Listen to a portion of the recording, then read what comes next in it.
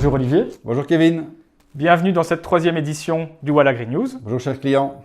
Alors Olivier, depuis le tournage de la dernière vidéo, début mars, on voit que les marchés ont repris un peu du poil de la bête. Quels sont les éléments qui ont entraîné cette hausse et penses-tu qu'elle est durable? Donc on a eu une bonne demande de l'exportation, c'est ce qui a fait monter un peu les prix. L'Égypte a acheté en France, donc on a bien monté l'exportation et les Français en plus engagent 1 million de tonnes de plus en fin de campagne.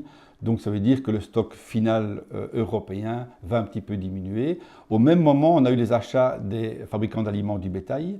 Donc ils étaient avec des marchandises non achetées avril à juillet. Ils ont profité, ils ont vu que ça montait un petit peu, directement ils ont acheté. Donc ça a un petit peu amplifié la hausse également. Alors durable, c'est compliqué parce qu'il n'y a pas d'intérêt que ce soit trop durable aujourd'hui. Si le marché monte trop fort, on n'exportera pas non plus. Donc je pense que le marché va trouver un certain maximum d'ici très peu de temps. Oui, parce que je pense aussi que les fondamentaux restent quand même assez lourds. Oui, ils sont lourds puisque la campagne 2019 se développe bien pour l'instant. Il n'y a aucun problème climatique. On subit de nouveau encore de l'importation de maïs ukrainien sur l'Europe. Donc tout ça fait qu'à un moment donné, on ne sait pas monter beaucoup le prix des céréales. Sinon, si on vient trop cher, un, on n'exporte pas et deux, on importera plus facilement. Donc le niveau de marché va se trouver plus ou moins, il peut encore monter de 5-6 euros et puis il va stopper. Et quels conseils peut-on donc donner à nos clients agriculteurs concernant la commercialisation de la récolte 18? Tout à fait. Donc, comme on a pu expliquer le mois dernier, en cas de hausse, il fallait participer à la hausse. Donc certains l'ont fait, mais pas tout le monde. Aujourd'hui, on vient de reperdre quelques euros depuis 2-3 jours. Je pense qu'il faut surveiller le marché à terme et le point maximum pour l'instant, c'est le 190 euros. On est à 185 aujourd'hui. On était à 180 il y a un mois. Donc si on revient vers 190 euros à surveiller, là, il faut commencer à engager, à terminer peut-être même les ventes de céréales, ce qui n'a rien fait, au moins 80%, voire 100% d'ici quelques semaines éventuellement.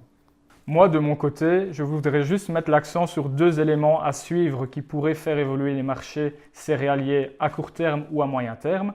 Le premier, ce sont les inondations qu'on connaît sur une partie de la Corn Belt aux USA. Donc il y a toute une série de terres qui doivent recevoir du maïs normalement fin avril, début mai, qui aujourd'hui sont sous eau et on ne sait pas encore quel sera le comportement des agriculteurs quant au semis de la récolte 2019. Vont-ils savoir semer leur maïs ou devront-ils switcher avec du soja par exemple? Premier élément à suivre. Deuxième élément à suivre, le comportement des fonds d'investissement.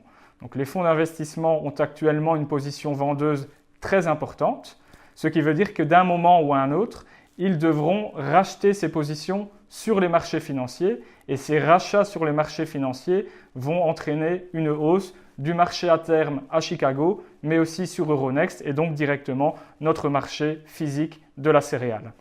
Donc je vous invite à consulter régulièrement Wallapro afin de suivre l'évolution des cotations proposées pour vos céréales moisson 2018, suivre également les offres récolte 2019 et vous tenir au courant des infos des marchés céréaliers. Donc wallapro.wallagri.be.